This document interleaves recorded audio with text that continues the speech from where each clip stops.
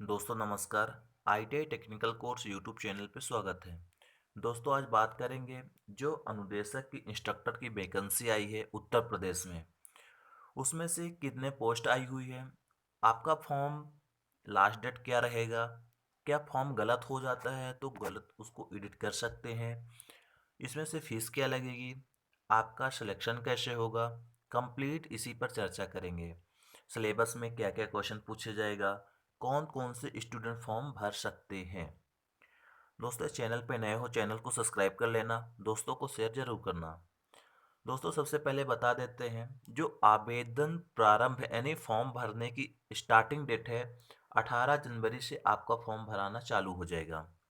यानी आप 18 जनवरी से फॉर्म भर सकते हो।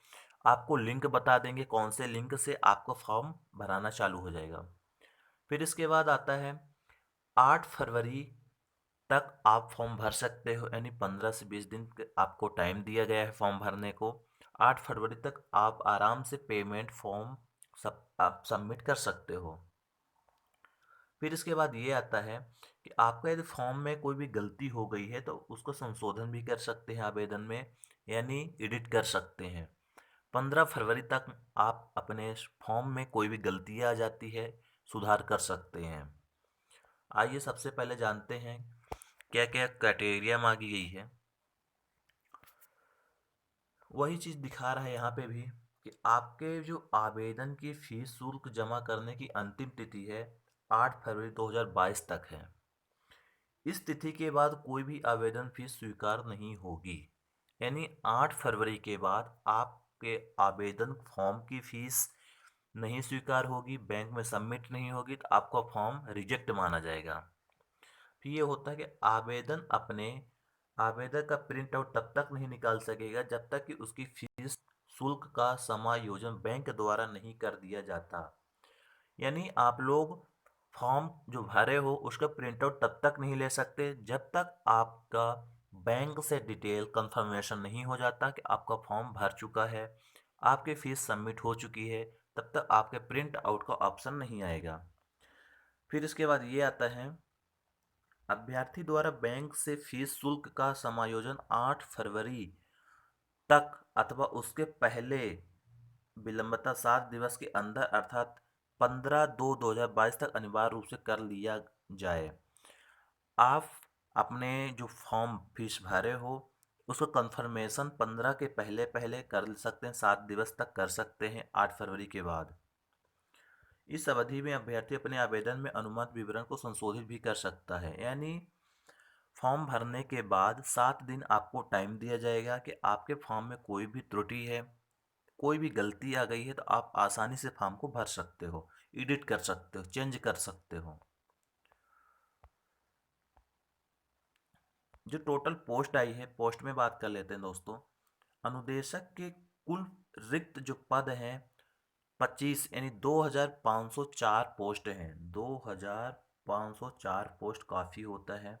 इतनी वैकेंसी आई है उत्तर प्रदेश में इंस्ट्रक्टर के लिए, तो काफ़ी वैकेंसी है। उसके लिए आप लोग वहाँ के भारत के नागरिक हो तो फॉर्म भर सकते हो, बस आपके क्वालिफिकेशन होनी चाहिए। अब ये है कि क्वालिफिकेशन क्या क्या मांगा है। ये देखिए आवेदन भरने के लिए जो आपके कैटेगरी हैं किस वेबसाइट से भर सकते हो। आवेदन जो भी स्वीकार किया जाएगा तो आपके इसी वेबसाइट के माध्यम से अभ्यर्थी आवेदन भर सकते हैं। upsc.government.in इसी लिंक के माध्यम से आप लोग अप्लाई करिए, तभी आपका फॉर्म सबमिट होगा, आपका सही जगह पे फॉर्म भराया जाएगा। फिर इसके बाद आता है आवेदन भरने की प्रक्रिया है कि आवेदन आप कैसे भर सकते हैं। सारा चीज़ आप पढ़ लेना, मतलब यही पूर्ण सावधानी पूर्वक पढ़ें, भली प्रकार समझें। इसी वेबसाइट के माध्यम से आपको भरना है।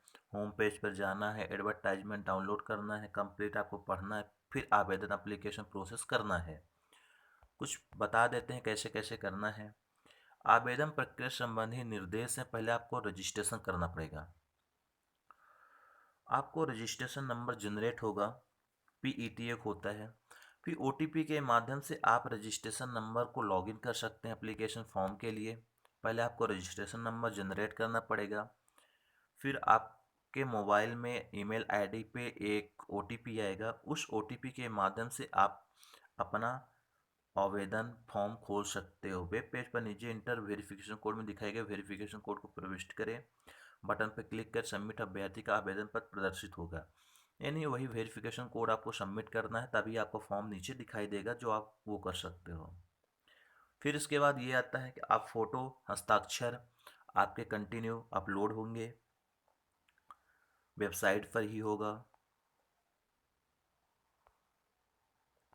कुछ डिक्लेरेशन मांगता है, घोषणा पत्र के हाँ मैंने जो भी फॉर्म दिया है तो हमारे द्वारा दी गई जानकारी सही है गलत है, और आपको डिक्लेरेशन में यस नो करना पड़ता है। आप यस करेंगे। आपको जो फॉर्म फीस है तो आप ऑनलाइन कर सकते हो, credit card, debit card, internet banking या एसबीआई के माध्यम से ई चालान एक बनाया जाता है। आप ई चालान के माध्यम से भी पेमेंट कर सकते हो। तो आपके पास credit, debit card, net banking सारे प्रोसेस हैं कि आप इसी के माध्यम से पेमेंट कर सकते हो।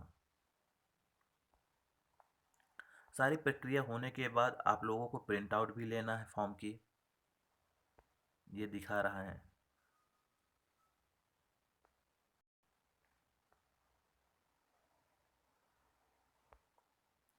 अभ्यर्थी process to download and print. अभ्यर्थी process to download and print application form click करना है, अपना फॉर्म अंतिम रूप से सबमिट कर सकता है, तो उसका प्रिंट आउट भी ले सकता है। कंप्लीट प्रोसेस होने के बाद फॉर्म सबमिट करना है। सबमिट करने के बाद आपके पास एक प्रिंट होगा ऑप्शन, आप प्रिंट ले सकते हैं। यहाँ पे दिखा देते हैं आपको जो फीस लगेगा। अभ्यर्थी की फीस शुल्क जमा करने की निर्धारित अंतिम तिथि, फीस शुल्क जमा नहीं कर पाएगा और ना ही अपना आवेदन सबमिट कर पाएगा। यदि आप 8 फरवरी के बाद सोचो कि हम फॉर्म भरें और फीस सबमिट करें, तो आपको फॉर्म सबमिट नहीं होगा, फीस सबमिट नहीं होगी। उसके लिए कोई भी कैटेगरी के आप स्टूडेंट हो तो आपको कंप्लीट अभी सिर्फ 25 रुपये ही फीस शुल्क जमा करना पड़ेगा। कोई भी कैटेगरी को देख लो, सभी कैटेगरी के लिए सेम है, 25 25 25 25। तो आप लोग देख लीजिए कि जो फीस शुल्क है तो 25 रुपये ही लगेगी। आप एक से ज़्यादा फॉर्म भर सकते हो, केवल आपको एक ही बार फॉर्म फीस सबमिट करना पड़ेगा।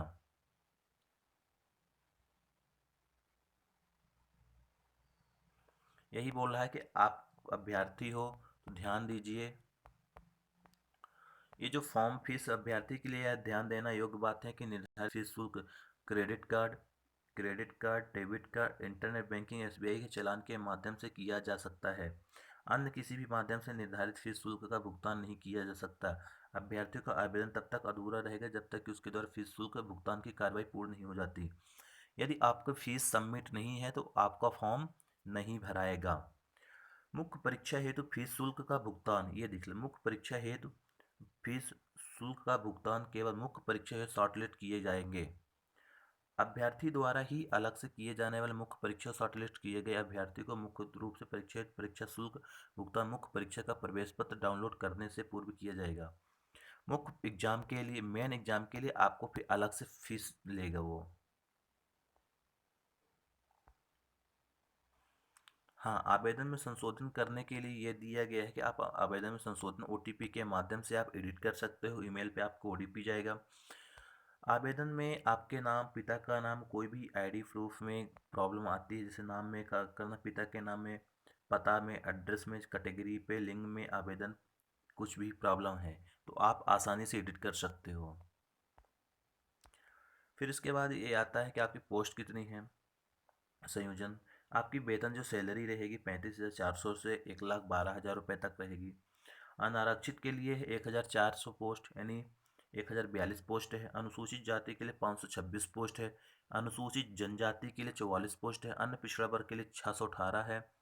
आर्थिक रूप से कमजोर वर्ग ईडब्ल्यूएस के लिए 211 है। टोटल पोस्ट जो है 2,504 है, अस्थाई अस्थाई। आपकी सैलरी ये है, आपकी पोस्ट ये है।